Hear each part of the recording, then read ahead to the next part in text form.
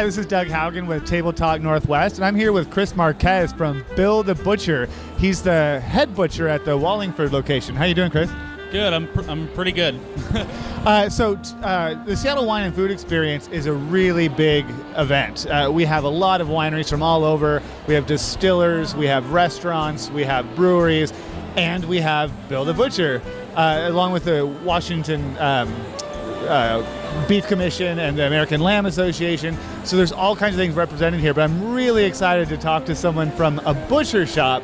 First of all, let's get some history on you. Tell me how you got your start with Bill the Butcher.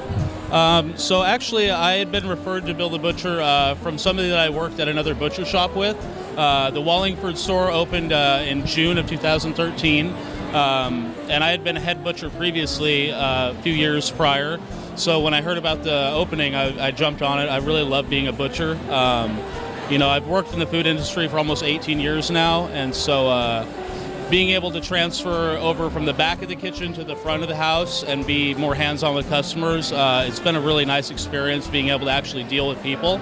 So, as soon as I got in there, I just kind of went as hard as I could and tried to get myself as far as the company as possible, and ended up getting the manager position, so it was really cool.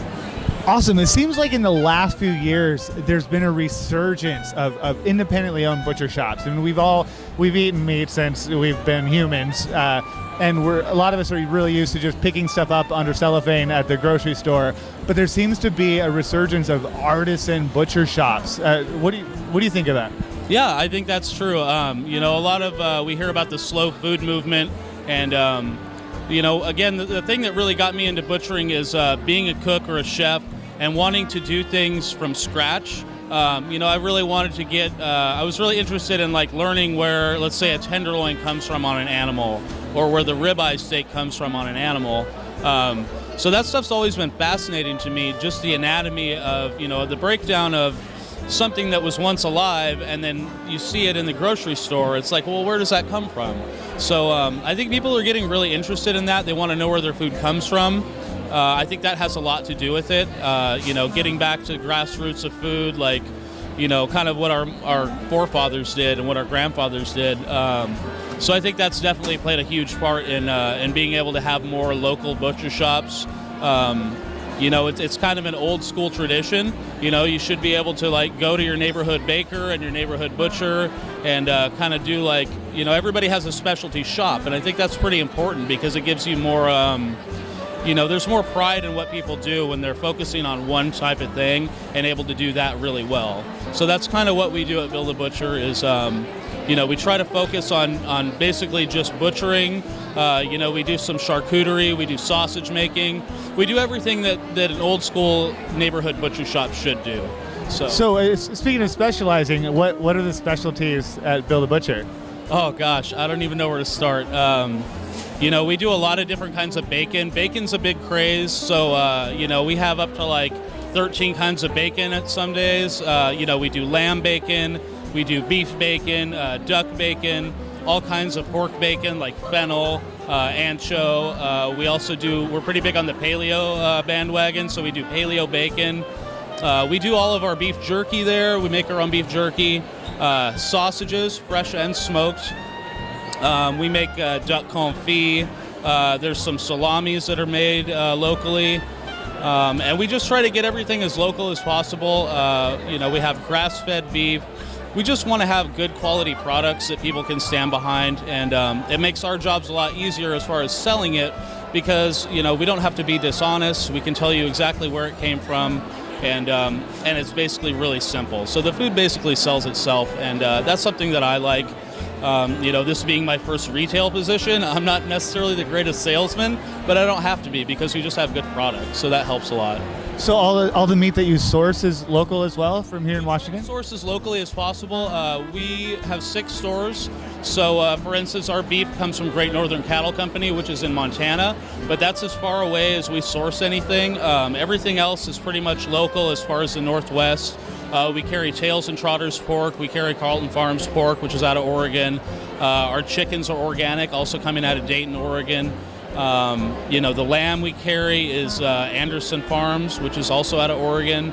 And then, we work with some local pig farms too. We carry Nelly pork, which is here in Washington. And then we're always on the market for people that are closer to us, able to produce the quality and standards we're looking for in animals. So when a consumer like me is shopping for a steak or a pork chop or what have you, and whether we're in a butcher shop or the grocery store, what's the secret to identifying a good cut of meat?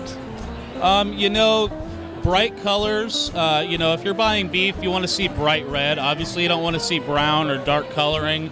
As far as pork goes, the same kind of thing. You want to see bright pink meat.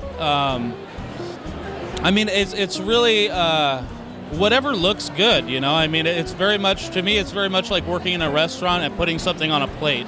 If it's not something that doesn't pop out at me and doesn't scream buy me or cook me and eat me, then I don't really want to sell it. So just try to look for quality, like good marbling on your steaks, a nice hefty fat cap on your pork chops, things like that, things that signify that the animal probably had a pretty decent life.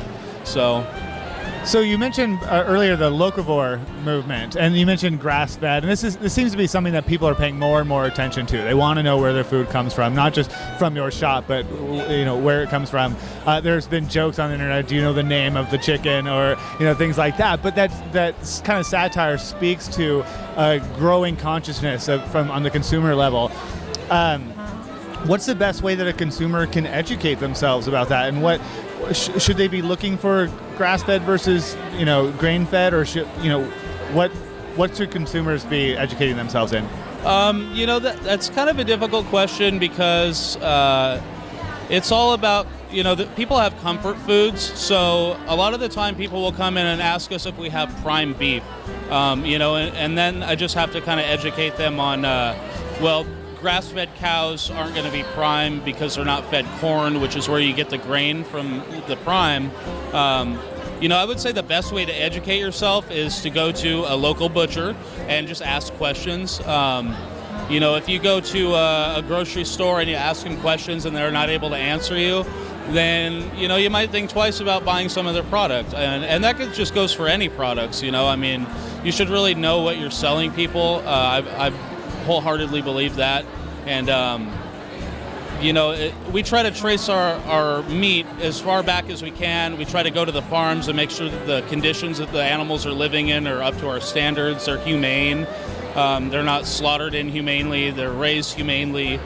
So it's just really all about asking questions and getting involved. You can't expect to know everything right away, but the more questions you ask and the more you're able to educate yourself, then the more of you're able to form your own opinion on it, and I think that's really important.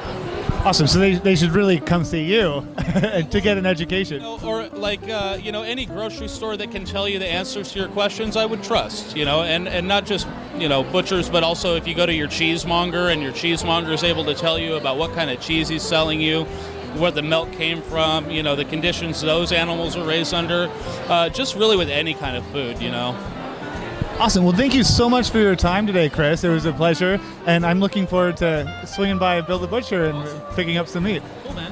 Thank you very much. You bet.